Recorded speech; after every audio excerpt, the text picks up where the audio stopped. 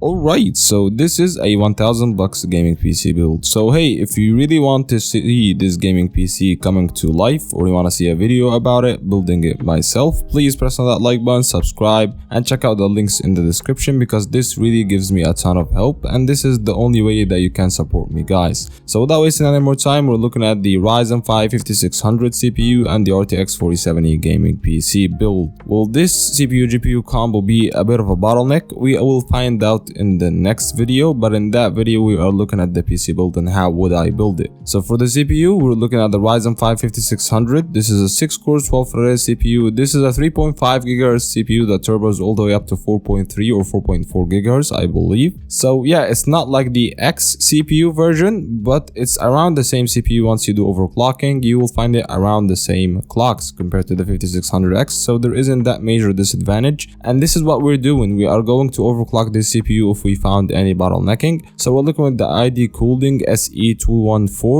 XT CPU cooler. This is the tower cooler that will hold our CPU fine once we do overclocking, and this CPU isn't that demanding actually. And the board, we're looking at the Gigabyte B550M-K micro ATX board. This one goes for $85. The reason we went with it, because we want to overclock the CPU some time down the line, so we had to go with a B550M board, and we're not doing heavy overclocking, but we really need that. And the RAM, we're looking, I believe, at a 216 gigs of DDR4 3200 MHz CL16 RGB RAM. The reason I went with it because this RGB RAM. So if you want to get more performance, you have to do some tuning on the RAM and overclock it to like 3600 or 3800. But yeah, I went for aesthetics over performance in this place, because RGB RAM will give you a lot of value and a lot of aesthetic look compared to going with a non-RGB one. As for the SSD, we're looking at a 1TB M.2 NVMe SSD. This one goes for $34, and this is a bit of a budget PC. That's why we went with it, and it will get the job done for the fast boot up times and loading speeds. The GPU, you know what it is. We're looking at the NVIDIA RTX 4070. This one goes for $600. The reason we went with it, because this is the only or the highest end GPU I would pair with the Ryzen 5 5600 overclocked, and it pairs around the same performance compared to something like RTX 3080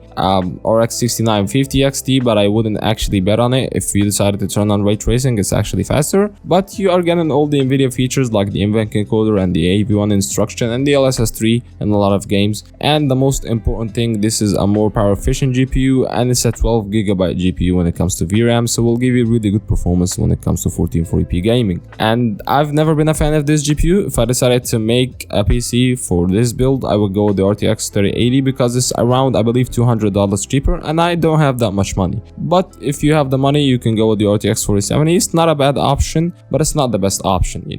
As for the case, we're looking at the BitPhoenix Nova Mesh M ARGB case. It comes with 3 fans, 3 RGB fans. We were looking at the black model. It goes for $60. It's got decent ventilation and decent airflow, and you will have a really good cable management because it's a good, PC in overall. And the power supply, we're looking at the Thermaltake 600 watt 80 plus gold rated power supply. This one goes for $70. So we didn't cheap out there. You can actually upgrade in the future to a higher end CPU GPU combo, and I believe this power supply will hold you fine, but stay away from the 4080 and the 7900 XTX. So yeah, that's been it. If you like the video, press on that like button, and again, subscribe if you want to see the full PC build. And if this video reached 1000 likes, I will make the full PC build. I'll see you in the next one, and peace.